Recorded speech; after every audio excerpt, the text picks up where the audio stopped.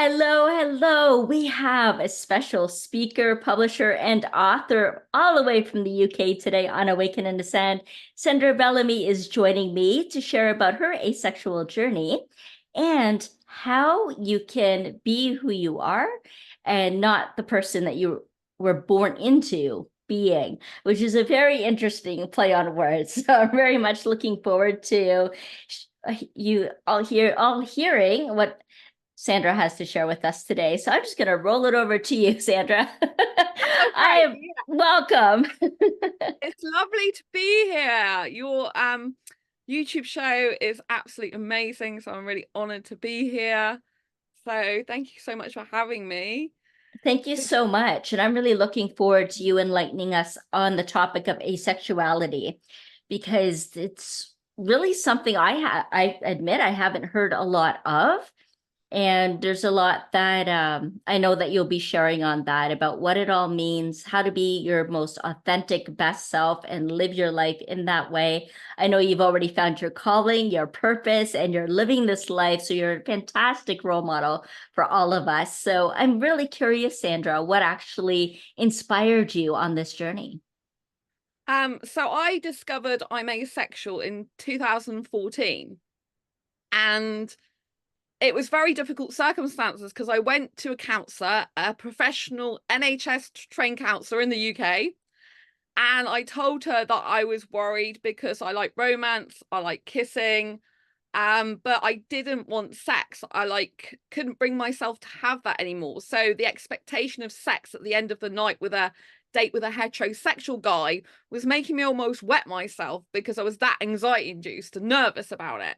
And I Wow. knew it's because I just couldn't do that anymore. So in 2013, I had a brief relationship with a Bangladeshi guy, and he was very aesthetically hot and really my aesthetic type. I was very attracted to him, but I just couldn't have sex with him. And I realized my body is kind of different to my mind. Even if my body has some sort of response to the attraction and to kissing, I in my mind didn't want to have sex. So I couldn't, do that anymore. At that particular time, I didn't, I still wasn't fully in self-love. So I did something to please him, which I wouldn't do nowadays. I'm very strong with boundaries with heterosexual guys.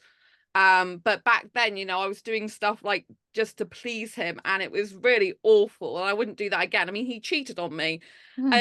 within a short period of time. And so that was kind of an awakening to, oh, I'm different. There's something different about me. There's something different going on. And that's in 2014 when I spoke to the counselor. Now there is, because this is a spiritual podcast, I'm going to share something with you that I don't always share on every channel in every interview, and that is something weird happened. So on my last therapy session, because I've had depression and anxiety, I've still actually got anxiety, but on my journey, if you like, with depression and anxiety, I got told by this therapist that I no longer needed any therapy because I was answering all the questions myself. It was a counselor, actually, I believe. And I'm like, oh, this is really good news. So I left, didn't think anything of it. And then about 8 months later, I get this call out of the blue saying you've been on our waiting list and you can now see a counselor, like this therapist, on the NHS. And I'm like, this is really weird because I didn't put myself on a waiting list. I didn't know that anyone else put me on a waiting list. So obviously, spiritually, I believe everything happens for a reason. And at that point in my life, I was already of that mindset. So I thought, this is really weird. So I spoke to the woman on the phone. She seemed really nice. And I thought, I'm going to go to it because there must be like a divine reason why I've got to go to see this counselor. But I didn't ultimately exactly know what it was because I wasn't given any warning that I was even on a list. So anyway, I thought it's got to be to do with the fact of a relationship. That's the only thing I could think it was. So when I spoke to this counselor and I explained how I was feeling, and I was feeling really bad at the time because I love romance and love kissing. I'm actually a hyper kisser and a hyper romantic. I've discovered through my asexual journey. And but then I didn't know I was so strong on those things. So I just said, I want a relationship without, with kissing and romance, but without the sex. Hmm.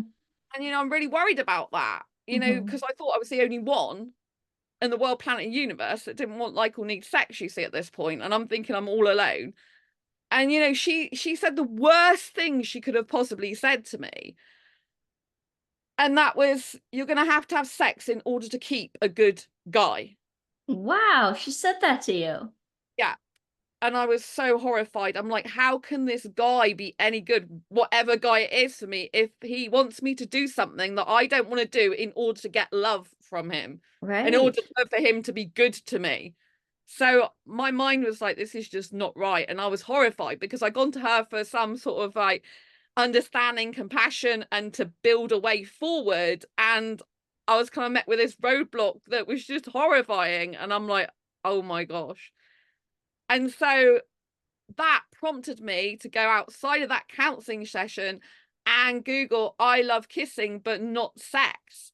And Oh. that, when it came up with asexuality.org, which is the biggest online forum for asexuals. And I went on those forums and discovered there's thousands of people around the globe that were like me, that wanted a relationship without sex. Some are romantic and some are not, but in the forums I saw, there were romantic asexuals on there. And I'm like, oh my God, there's more than just me. How, like, Yes.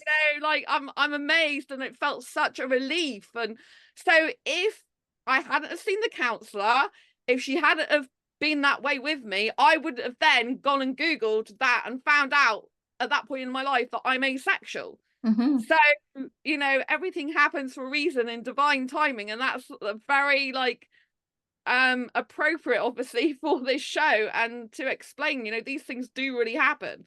And it was like a journey of discovery since then. So 2014, I knew I'm asexual. It took me about 3 weeks to work out where I fall on the asexual spectrum.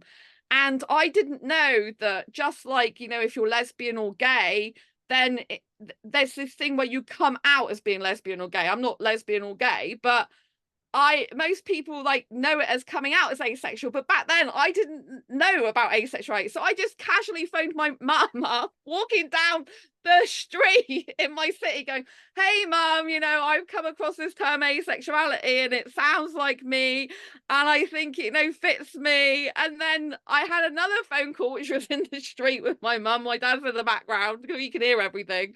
There's no privacy in my parents' home. Like, what I ever try up my mum goes straight to my dad.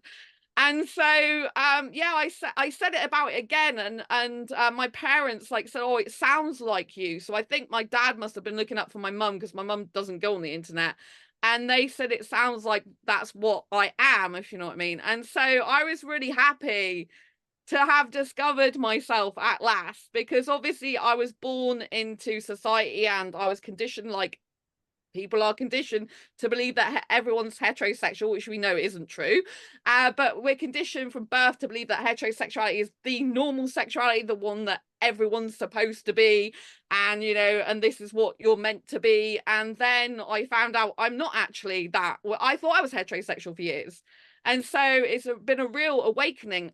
Over my journey of discovery of myself, I've discovered that I do actually have high levels of arousal, but zero sexual attraction, and that Hmm. they are in fact two different things. And I mistook my high arousal levels when I'm kissing, for example, thinking about kissing, for sexual attraction, when they're two different things. I realized that I haven't looked at any of my exes and thought, I want sex with you, you Hmm. know, to that guy. And so I'm like, oh, I don't experience sexual attraction because I don't look at a guy or anyone. I'm only interested in guys. I don't look at anyone and think I want sex with you.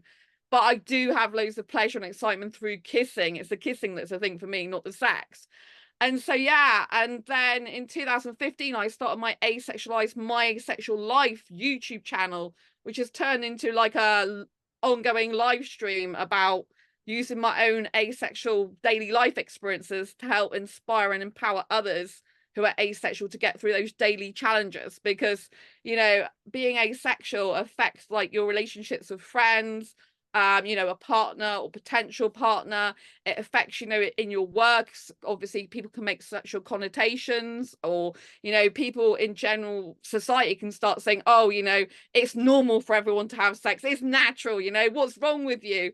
And so Hmm. I like to share my own asexual life journey continuously on a daily basis, often, to show how you can be confident and empowered as an asexual to get through the challenges all the time that brings, and still be like positive as possible. You know, I do cry on my channel, so I'm not the type of person that holds things in. I cry and I show people real emotion so they can see what I'm going through, and then I explain how I'm getting over this difficulty in my life. And I think that helps people because it's real life experience, and they see someone really living the asexual life rather than just giving textbook definitions of it, which anyone can get off the internet. It's good to sit in real life context of how it affects daily living, so that people can know that they can get through the challenges because they see me getting through them.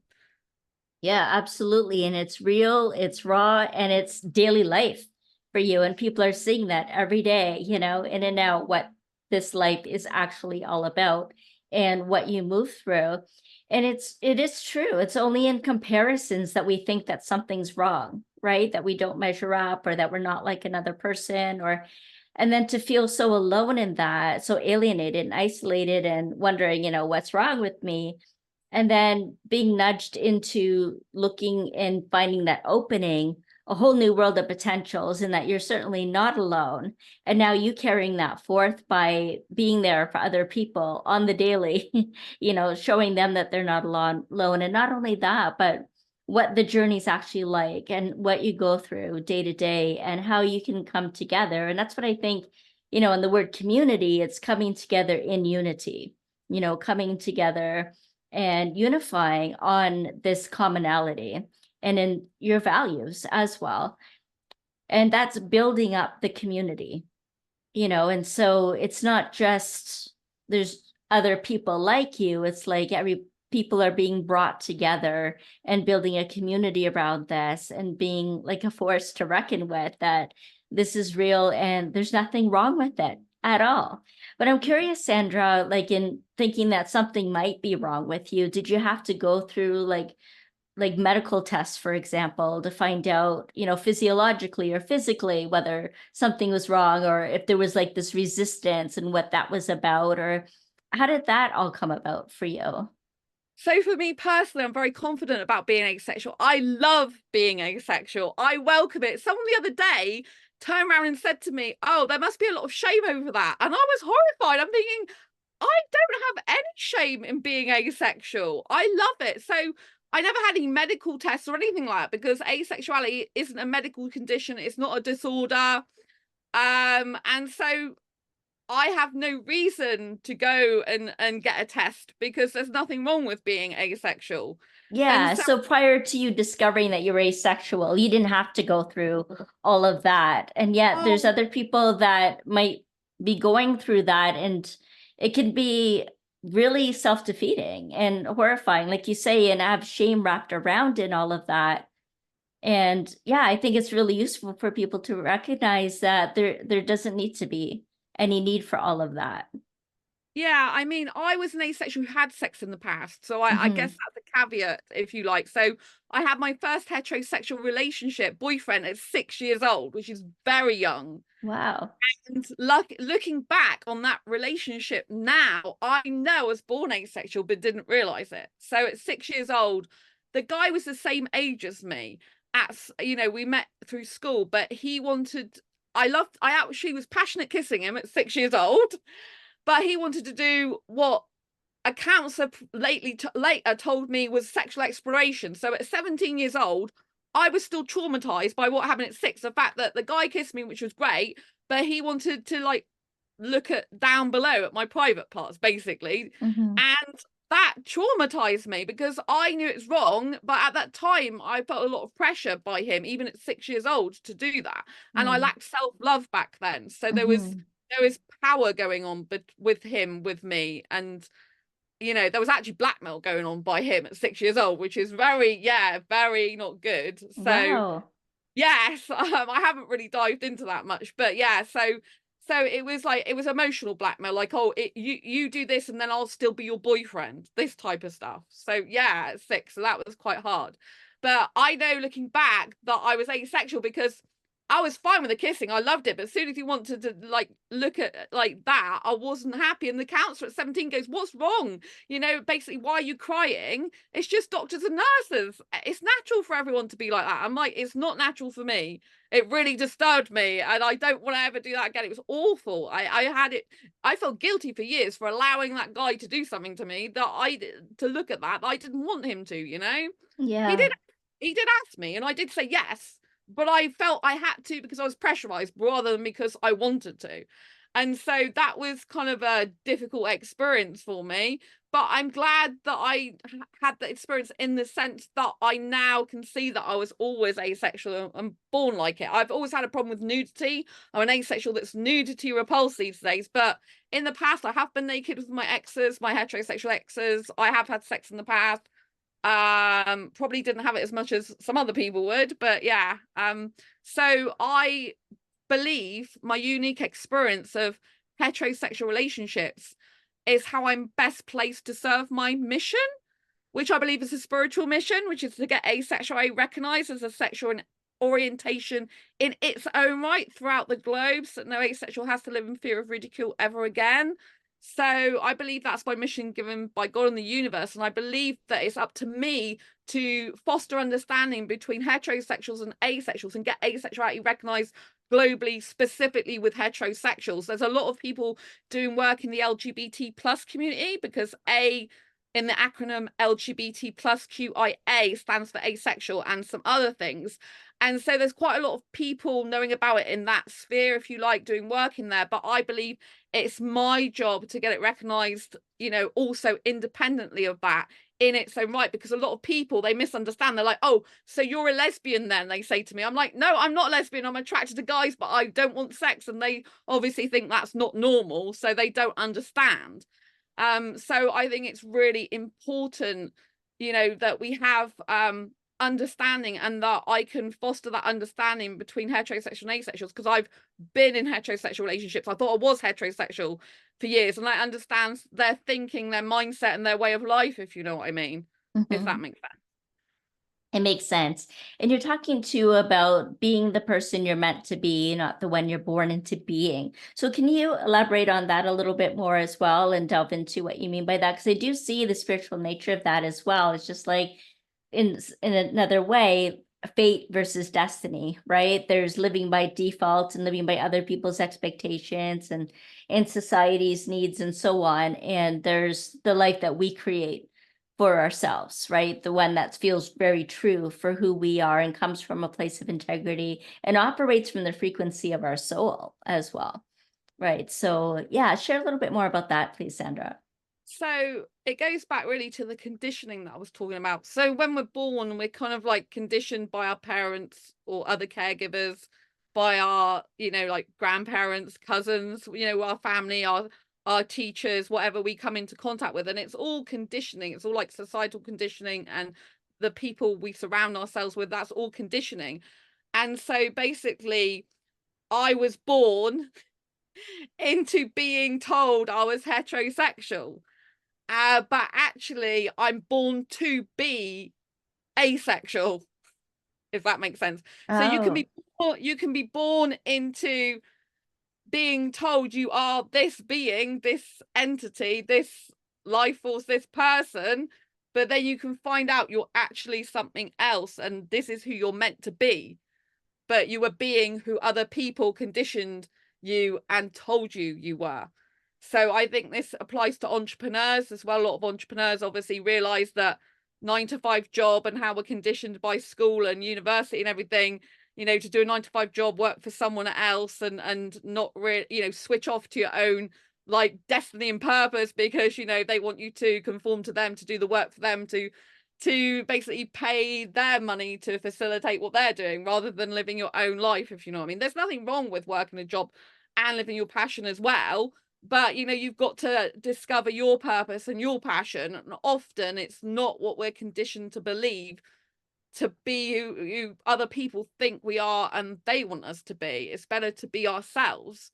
And so, you know, I believe that we all have a way of being that's unique to us, and that we need to lean into that. But we can't hear all that with noise and stuff like that in the world, like people who've gone through a lot of trauma, which is quite a lot of people in the world, you know, that trauma has two different effects. One is obviously you're traumatized at the time, so that affects your relationships and attachment styles and everything like that.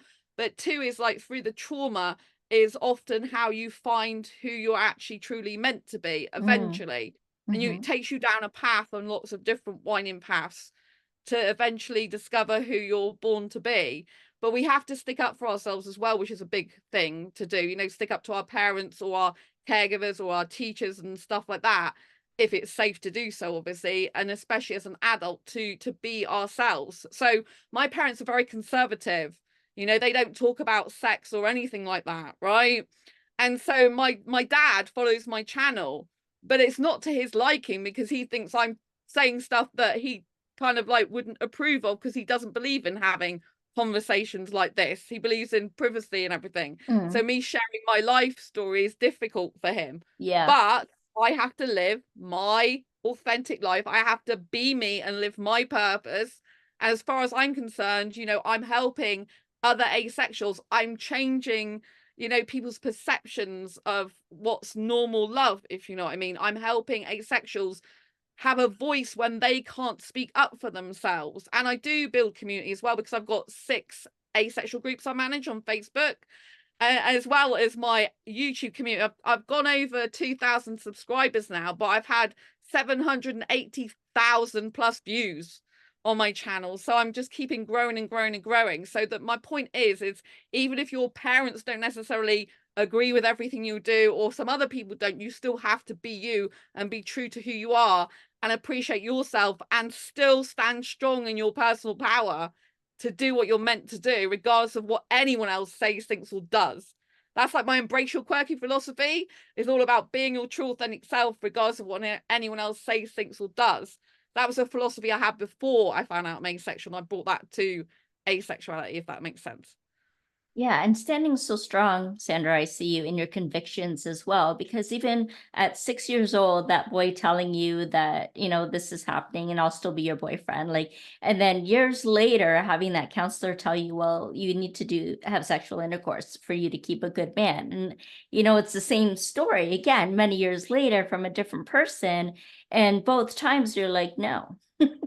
That's not true. That's maybe your belief, but that is not who I am and what I have to do. And it set you on this journey to really go into your truth, right? To bring things into alignment and find out what it is exactly that's really going on and that's true for you.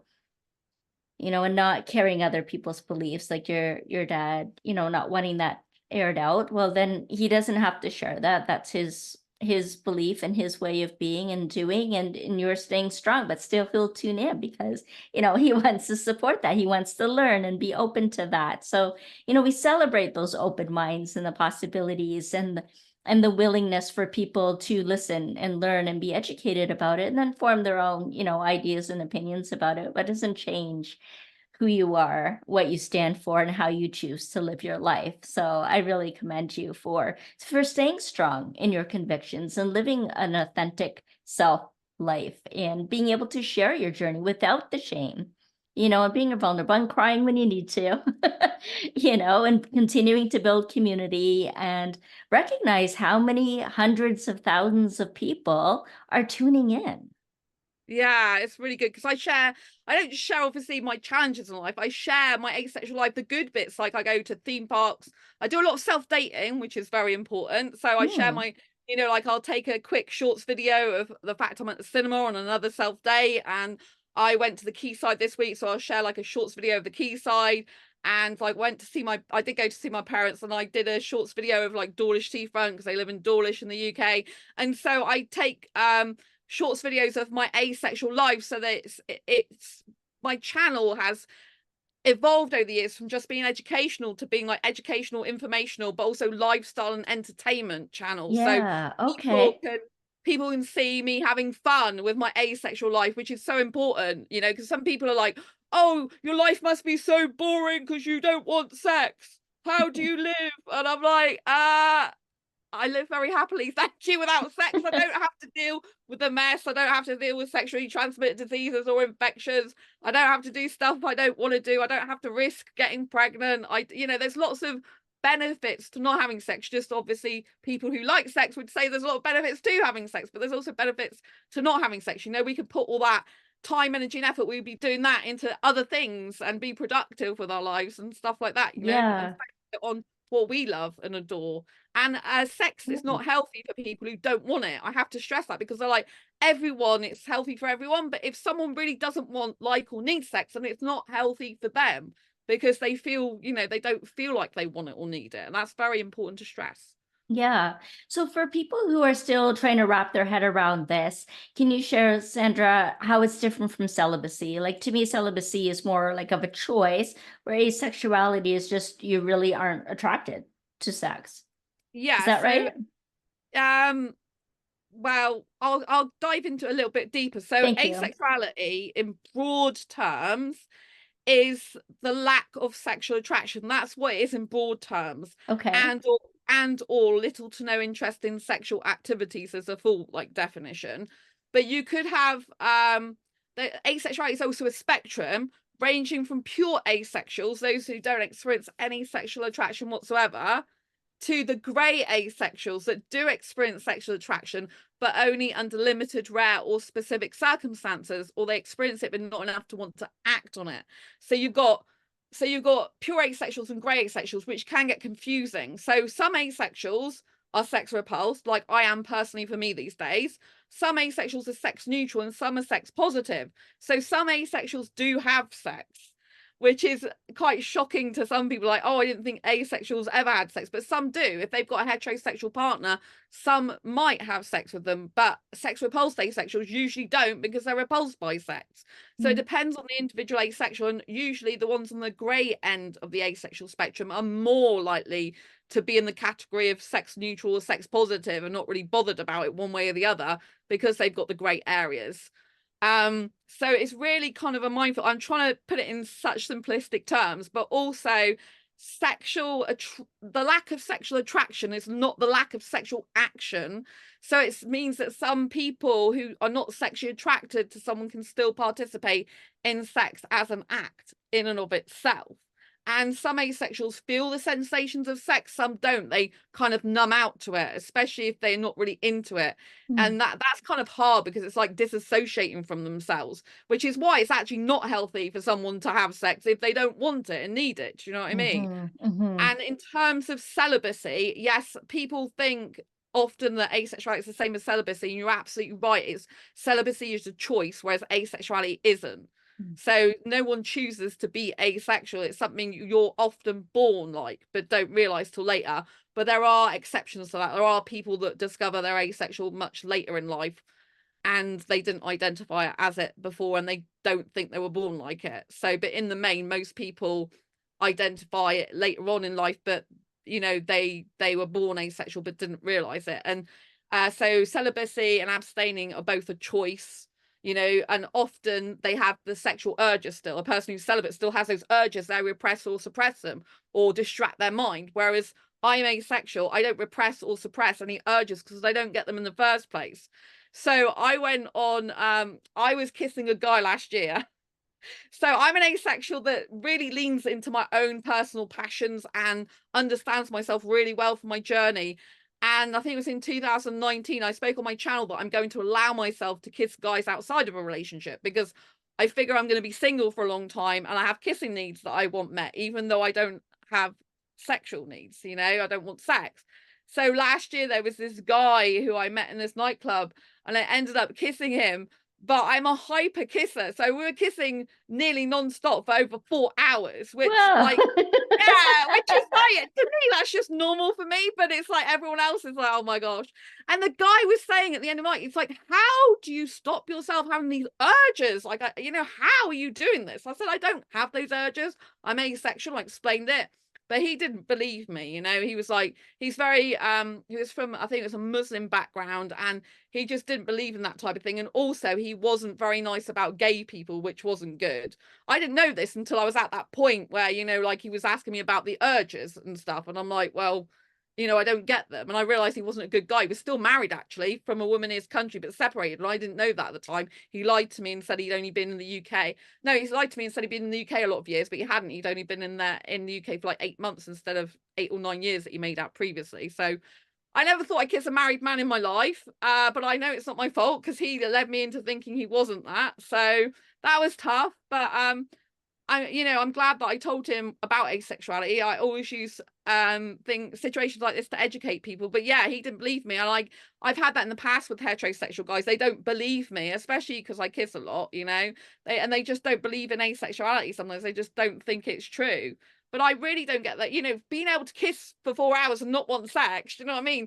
It's, to me, it's like categorical proof that I don't experience sexual attraction, Yeah. So, Yeah. I'm always self-reflecting and thinking, okay, how are you feeling? Is your mind ever going to, I want sex? I'm like, no, it isn't. So, I'm checking in with myself, because I think it's really important to be self-aware and Yeah. to check your body and to check in with your mind, your emotions and your feelings, so that you can be congruent with what you think and feel, and also what you know about yourself, line it up.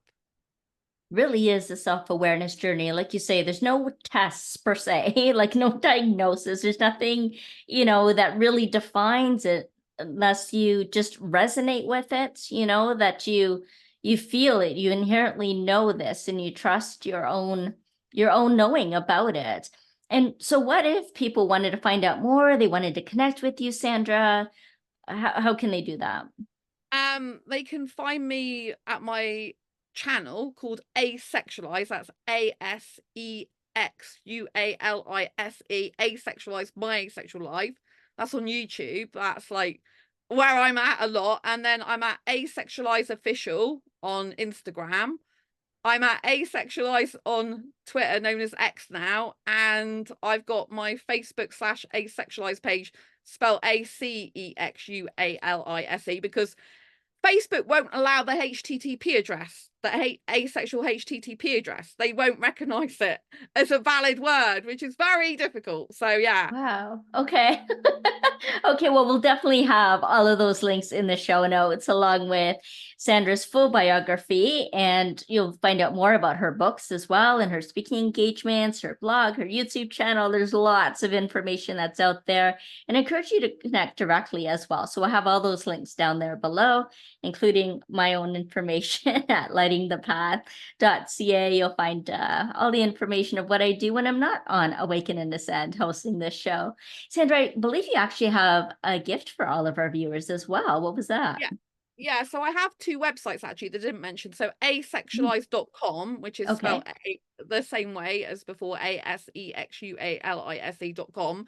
But I also have Asexualise Academy. If they go to that, they can sign up for a free online training course. So there are signs that you can tell maybe you're asexual by going through the video training course. So if you sign up, it's free through Oh, Asexualise great. Academy.